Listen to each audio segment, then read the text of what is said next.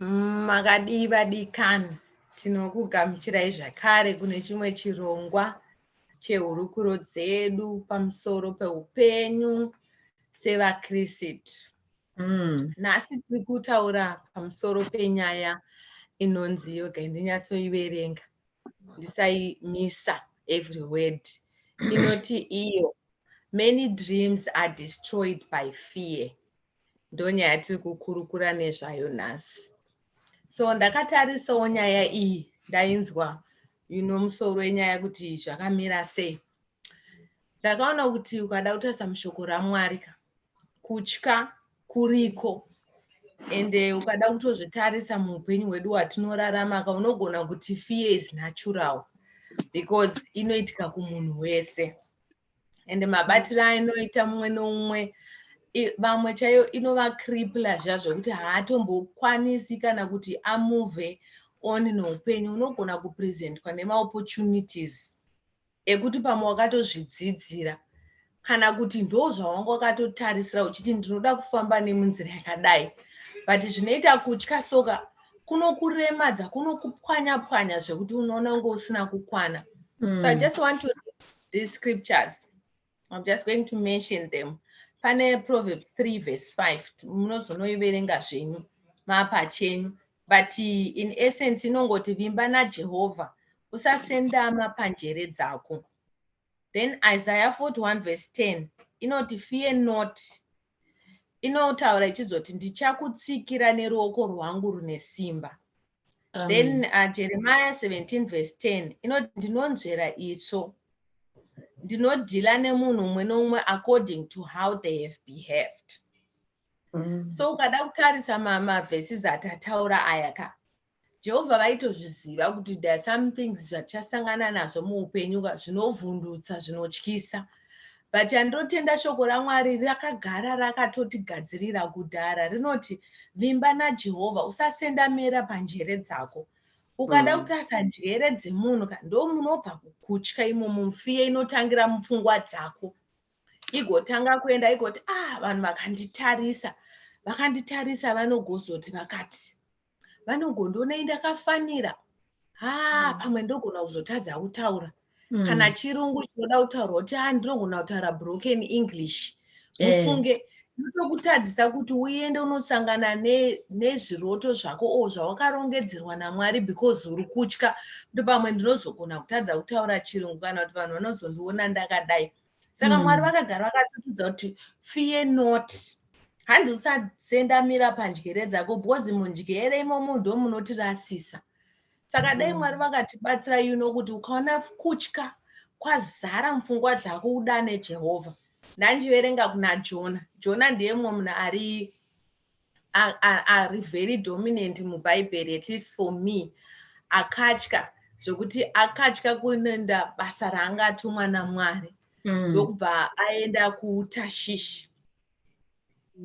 Aenda kuTashishi, vanhu vaive vanozonzi vanotanga kuti hanzi bhoti rinenge rakuda kudonha, nekuda kwokuti Mwari vanonzi, ndanyanyofarira pane panonzi hanzi Mwari God sent mhepo inopenga. Ukazoverenga bhaibheri reShona anoti Mwari vakatumira mhepo inopenga, because whatever you do chinokonzereswa nefear unenge uchidzikisira Mwari kuti Mwari havagoni.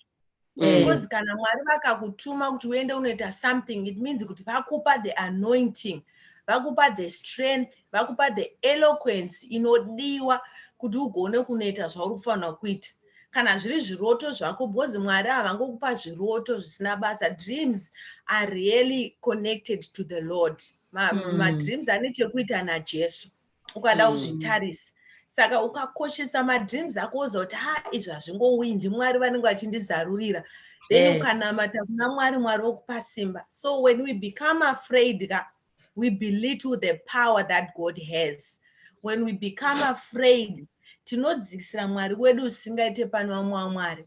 Ukada kuona mugungwa munonzi mugwa imomo, in that boat manga muna Jona, zvinonzi vanhu vaive vakatanga kutya kuti tichanyura, ndobva vatanga kushedzera Mwari Mwari wangu, Mwari wangu, mumwe nomwe akatanga kutsvaga Mwari wake. So pakutaurwa ikoko ndangonzwa kuti ukanzwa fear yapinda musoro mako, because fear zvechokwadi inouya. Hakusi kuti fear is not existent. Fear itoriko. But kana fear yauya dana Jehovah vakubatsire, because ndivo vanoziva ramangwana redu kuti rakamira sei.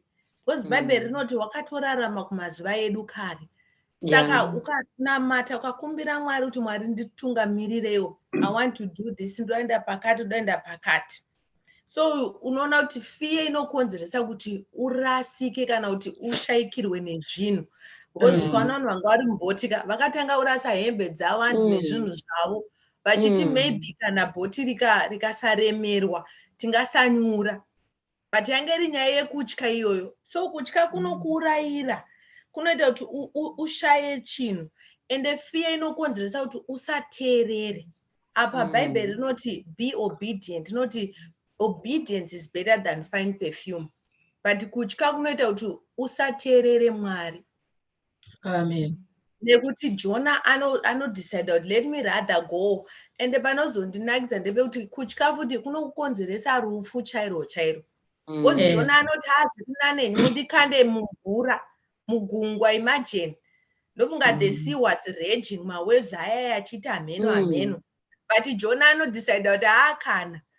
Haane kutya kwandiri kuita ini handikamboenda kuNinevha ndikanoshumira shoko sezvandaudzwa naJehovha. Ndikande zvangu mumvura ndife. Saka fear inotishaisa zvakawanda. I remember sometime ini nditorinewo an experience a lot. I'm sure muupenyu hwedu atakambosangana. I remember ndichangouya kuJoburg. Ndichinamata Mwari, ndoda basa. Mwari wabva wandizarura mukana webasa reaccounting. Ndaendeswa kuoffice iya. It was a beautiful building.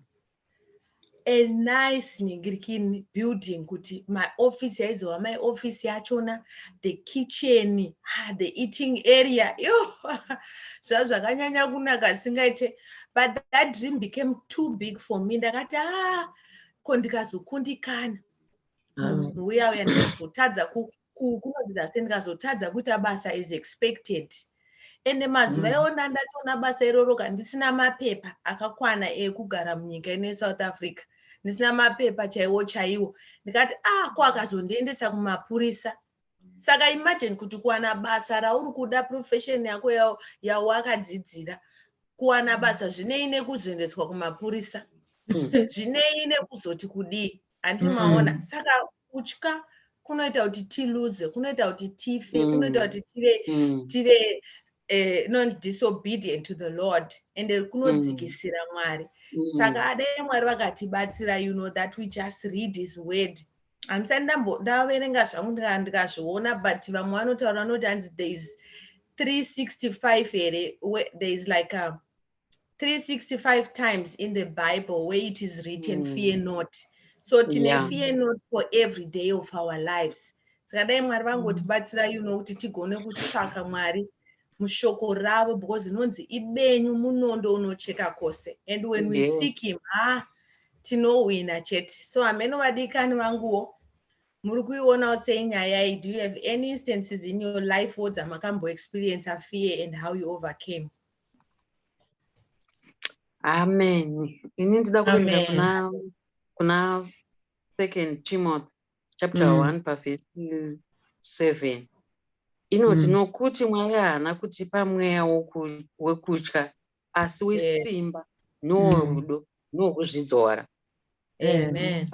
Kutotya soka chotori chivi, bhozi chinokutadzisa zvinhu zvakawanda. Iniwo pandakatanga kuuya kunoku ndaimboshanda kunonzi kuSenjureni. Saka ndauya kunoku ndasati ndamboshanda nema-white people. Saka ndatouya kuinterview, ndatonzi ndotanga basa pakazodai. Ndobva ndazongoti ndega go, ndikati handi anonzi manyemwe aya. Tigotaka ndikugara nevanhu ava, inhanza ndamboshanda navo. Basi pane time yekuti unenge usati wadi ndikutsvaka zvechokwadi. Hati mozati ma-white people anotaka nomunhu. Ndikati ndigodzota Monday to Monday vachingotaka nomunhu kwandikasazvinzwa. Kana ndoanzi manyemwe handidi. Ndobva ndatomboti zoyake sendikati handidi, vanongozona handisina kuuya. Ndobva ndazongonzwa handizivi ndiMwari. Ndobva ndakazoti handida kunozviona ndaikoko. Ndida kunotadza ndaikoko. Saka pandakazouya ndikati, saka mweya wokutya unotokuudza zvinhu. Hamene kana vakambogara kumusha vaya, unyatsoona munhu achitofamba chiri chikwenzi, otoona munhu akatopfeka hetika kuti akatobata zvimwe zvinhu akutoya kwauri akutofamba zvicho munhu achitofamba but hapana kana chinhu hapana. Saka mweya wekutya wakashata zvisingaite, wakaipa. Ende kana kuparidza paya paya kune mumwe munhu akangosimuka ndobva angomira ndobva zvatoenda zvese nokutya kuti anoti ameni, kuti anodii, kuti anoziva kuti ndotanga nepapi ndobvirisa papi, ndobva zvapera. Mweya wekungotya kuti ndingataurawo akazoona maziso manje zvese zvibva zvaenda. Mweya wekutya wakaipa. Shoko raMwari akatotaura kuti izvo takapuhwa mweya hatina kupuhwa mweya wekutya asi mweya wesimba, wokuti kuona zvakuda kuyaudza kuti uri kunyepa Satani, ini ndikutozozviita, ini ndikutozozviita. Pane vamwe purezidendi vedu vakambotaura Madzirira zvikanzi vamwe hanzi nguva yangu inini, vamwe vaingoti Madzirira ngodai Madzirira hanzi kusvika vazoita purezidendi, vamwe vachingotya. Saka nyaya yekutya yakadii, yakatoipa. Mwari kana zvavanenge zvawangozvinga kuti ndezvaMwari zviita zvinosangana ikoko. Saka ndozvandinongoonazvo zvishuwa mweya wekutya wakaipa zvisingatomboiti, ende unokudzikisira, unotadza kuita zvimwe zvinhu nenyaya yekutotya zvakarongerwa naMwari, zvese zvinobva zvangoti zvaenda mudondo. Saka kutongana zvawa kuna kutya kuya kwakuyaka wotonamata kutoti mweya wekutya hausi wangu, mweya wekutya hausombori wangu kana. Kaigani kusiyiwa vamwe tione kuti vanotiwo kudii. Amen. Nyaya yekutya yakanyanya chaizvo, inowanikwa mukati medu kuti zveshuwa kana uri munhu uchirarama nyaya yekutya iripo zveshuwa. Tikatarisa musoko raMwari naJohn chapter 10 verse 10 inotaura kuti Satani akauya kuzoparadza nekuba. Saka zvinhu zvese zvinenge zviri nzira yaSatani yekuti sometimes Mwari vanenge vakatigadzirira zvinhu zvedu zvakanaka, but Satani manje anokudza kuti iwe ungazvigona izvozvo, iwe ungazvigona izvozvo, zvisi zvako izvozvo. Satani ndiye anenge achikuparidza nguva zhinji. Saka vele kutya kunotobva kuna Satani, because sometimes mumwe munhu anotadza kuita chinhu nokuda kwekutya, kana kumira pamberi pevanhu zvambotaurwa nemudikani wedu kuti kumira pamberi pevanhu chaipo chaipo unotova nefiye kuti zvino ndamira vanhu vachinditarisa wototadza kana kutaura, wotoshaya mashoko okutaura. Ini ndakakura ndiri munhu akadaro kuti ndikangounganirwa nevanhu ndotongoshaya, ndopererwa, ndotongonyarara, ndobva ndatongogara pasi. Saka pakazoita kuti pava neumwe elda ivava ndivakangamo vakandiguruma life yangu zvisingaiti, especially muchechi. Vaiti every time ndofunga vanga vatozviona kuti Shuvai ane mweya wekutya. Saka vaingoti every time Sister Shuvai ndimuri kuleader prayer, ndichangosvika pagedhe ndoti elda ndingazvikwanisa izvozvo, kunzi next time Sister Shuvai ati MC hana kuvapo, itai MC. Ndozvigona izvozvo. Ndoenda ipapo chitadza kana kutaura, ipapo muchechi yese yakazara kuti wagona asi wakona pakati. Izvozvo zvinenge zvichiita kuti ubviswe zvinhu zvako zvawakapiwa naMwari mauri. Mwari vane zvinhu zviri mauri zvavakakuisa mauri, but nenyekuda yefiye zvinhu zvakawanda zvinotadza kubuda mauri because nokutya. Remember ndichienda kuBotswana ndiri munhu ane fiye. First time yangu kuenda kuBotswana ndandisingagoni kana kuita zvinhu pabhodha paya, ndikati ndoita sei, ndastaka ndiri pabhodha paya ndamira, ndobva ndangonzi nomwe musikana kuda kuyambuka, ndikati ndoda kudhinisa passport. Kudhara kwaifilwa maforms kunogara how many days chichichi, ati manje vakandibvunza ndostaka ndoti ndikuendepa. Saka musikana ndobva akangondidhonza zvikanzi handiwe hatipinde mulaini umu, ndobva svika paya zvikanzi unodai. Saka from there ndakazviudza kuti even nyange ndisingagoni, ndisingaite sei, ndichatraya all means kuti Mwari vanongodigonesa chete. Like pana Psalm 34 inotaura kuti ndakatsvaga chiso chaJehovha akandipindura pakutya kwangu kwose. Saka izvozvo especially soko raMwari rinotibatsira kuti dzimwe nguva tinove tichitya kuita zvinhu, but tikaverenga soko raMwari rinotibatsira kuti kutya ndekwaSatani. Mwari vanondigonesa. Like pana Philippians inotaura kuti I will do all things through Christ who strengthened me. Ndichaita zvese Mwari vanondisimbisa. Saka ukangozviudza ukagara nesoko mumind mako hauva nekutya. Unokunda pazvinhu zvese pakutya pese. Like me ndakaroorwa first marriage ndikadivorce. Saka every time ndaigara ndichiti handiroorwi nekuda kwefear yekuti ndikaroorwa futi ndichazobuda kuti marriage nekuda kwefear ndene chichiparidza kuti ndikaroorwa manje ndikazorambwa futi sezvandakamboita paya zvokuroorwa hazvisi zvangu. Saka fear inenge ichikuparidza almost every time pawakakundikana Satani anokuparidza futi. Saka tinongoti Mwari vanotigonesa nokuti kana tiri vana vaMwari tikagara musoko Mwari vanotigonesa. Tinokunda chete nokuti ivo Mwari ndiwo akatisika akatisa panyika. Saka tinokunda pazvinhu zvese zvatinorarama nazvo panyika. Mwari vanotikundisa zvatinoshuvira kuti tive nazvo. Mwari vanotigonesa. Amen. Amen. Amen. Amen. Zvizhinji zvatotaurwa zvazvo, saka ndichakutaura zvishoma shoma. Zvambotaura naChenai kuti Mwari vaitoziva kuti fear iripo, ndosaka vakatoti do not fear. And kwandiri I think kuti Mwari vakasikira fear for a reason, kuti so that we can be protected. Kuti kana uchiona shumba ichiuya wangangoramba wakamira, kuti kana nyoka ichiya direct kwauri, fear yaunowana ndeyekuti utize uzviprotect. And then pane fear iri abnormal yambotaurwa yekuti munhu unouma mutezo, that's not of God. Haibve kuna Mwari fear iyoyo. Inini experience yandakamboita yefear, it's not even far, maybe 2 years ago. I always laugh ndikazvifunga kuti pane organization andaishandira ndichita zveadmin izvi.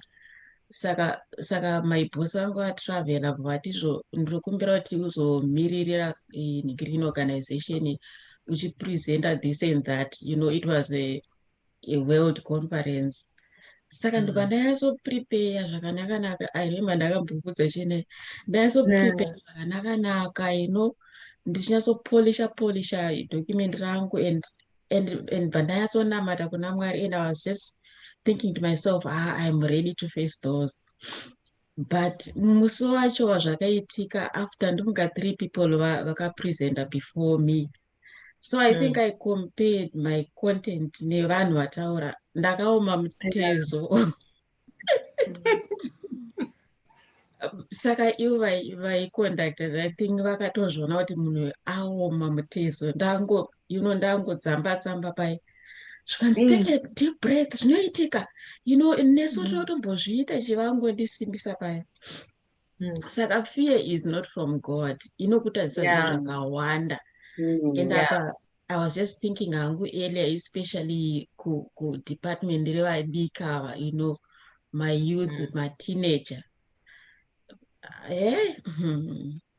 Fear inodzosera, inovabira upenyu. Kuti kune mumwe munhu anotendeuka ari mudiki zviya woziya Mwari wake. But nekuda kwokuti shamwari dzinoramba dzichiti uyaiwe hande tizonodai. Saka iye anenge aida kuti akwane, just to be fit, kuti angotaridzawo kuti ari cool, kune vezera rake. Anenge achika kupiwa mazita, kuZimbabwe vanoti iwe rema iro dzegwa. Saka akafunga sezvo zvanobva ati mashamwari angu ashandiseka, ashandita rema. Ubva nekuda kutya kusekwa, kutya kutarisirwa pasi. Funga kuti hapana chinhu chakakosha sekuziva Mwari, kuti munhu yawana awana pale muupenyu hwake, instead kuti aite work on converting mashamwari ake. Handiti iye andoconvertwa nemashamwari ake odzokera kumashure, owanikwa akunwa doro. Vanhu kuchitotanga kutsvaga kuti ko vakambenge vakunamata, ndakaona kubhawa rakati, ndakaona vachipfuta mbanje pakona, ndakazoona vachidai so. Nekuda kwefear vadikani, fear is a very bad thing. Pane imwe portion yemuBible, I think kuna Revelations, utaura kuti hanzi nevanotya havangapinde denga. Pandakaiona that verse iyoyo, I thought to myself, wow, like it's a big thing to God.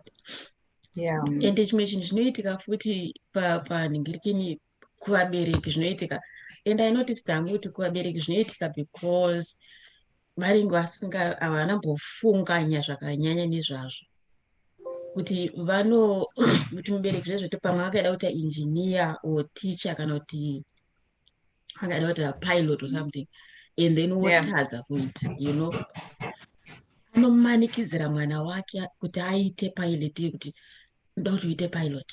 Hapiwe kana mukana kana kubvunzwa kuti saka iwe, what are your dreams, what are your passions? Hapana anombomubvunza, nongoda kuti uite teacher, da kuti uite nurse, da kuti uite. Saka mwana nekutya, nekuda kwokutya plus nekuremekedza vabereki vake anongoita izvozvo. And imagine how sad kuti anoshanda basa raanenge asingadi. Manesi mangani ari muzvipatara makangonzi ita nesi, iye asiri nesi. Mabatiro avanoita vanhu, maticha vanoita vana because akauya kuprofession isiri yake. And haisi mhosva yevabereki sometimes because munhu anenge asingazivi kuti every individual ane promise yaMwari, ane purpose yaakapiwa naMwari. Wakambonotiswa kuti mwana paanozvarwa paipe ndakazvifunga kuti mwana wese paanozvarwa anotobuda akadai so zvigunwe izvi, kuti anotori nezvake zvaakapiwa naMwari unzi izvi ndo zvauchanoita pasi izvi. But nekusaziva nefear tinomisa our destiny. Vana futi vanomisa their destiny nekutya, kuti munhu anororeswa munhu asingadi, asiri wake because of fear. Saka fear inoitisa vanhu zvakawanda. Fear is very bad. Vadikani, inotarisa vanhu vazhinji kuzadzisa zvirevo zvavo.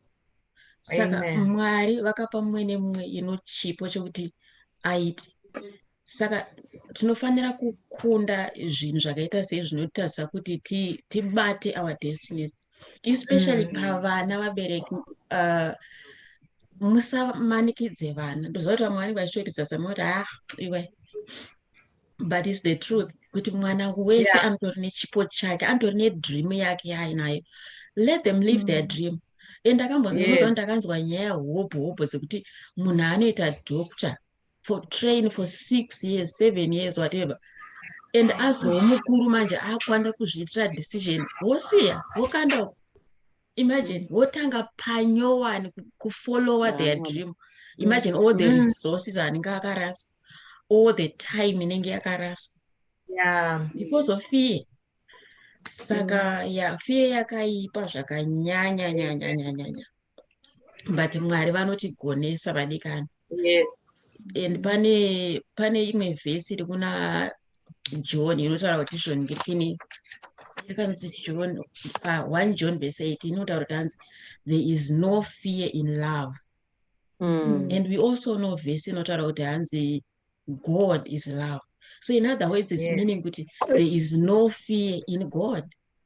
Saka tikazembera muna Mwari, tikatsvaga Mwari wedu, tikabatirira kuna Mwari, that love in God inongobvisa that fear. Like naturally inotongo, it just falls off. Tikatsvaga Mwari nemoyo wese, tikamukumbira futi. And zvambotaurawo earlier kuti hapana munhu asingawirwe nefear. The only difference ndekuti paya uya fear yacho, what's your reaction? Wazoitei? Waikunda here? Wamboita action wekuresista here? Wambokumbirawo Mwari here paudzwa kuti Mwari ndiri kutya because of this and that and that.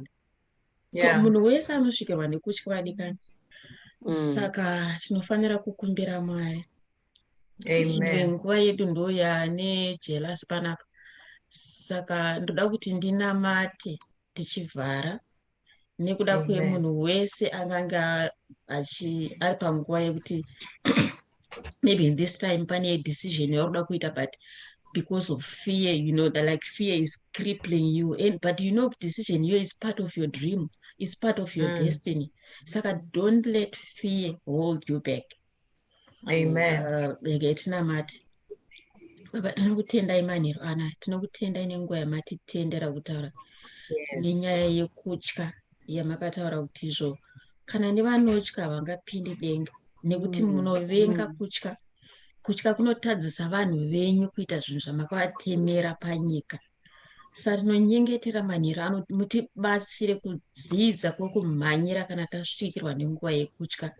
Ndiri kunyengetera vanhu vese vari panguva yekutya panguva ineyi. Inoda kunyengetera anyone who might be in the process yekuita decision yakakosha kosha muupenyu, but nekuda kwefear pane confusion iripo. Ndinorayira confusion yese kuti iparare, ishayiswe basa, ishayiswe mukana. Ndinobvisa mweya wefear nezita raJesu. Tinorayira mweya wefear nezita raJesu. Batsiraiwo vanhu venyu Baba, batsiraiwo vanhu venyu Mambo Jesu, vashongedzewo nelove yenyu inotaura kuti there is no fear in love because you are love. God is love. Let it be known in us, in everyone who is hearing this or who shall hear this, that God is love. Saka tibatsirei kumhanyira mamuri murudo makachengeteka. Mazviita henyu manheru ano Baba nemuzita raMambo Jesu. Amen. Amen. Tinokutendai vadikani nenguva ino yamatijoina. Saka tinozokuonai zvakare zvondo rinotevera. Bye.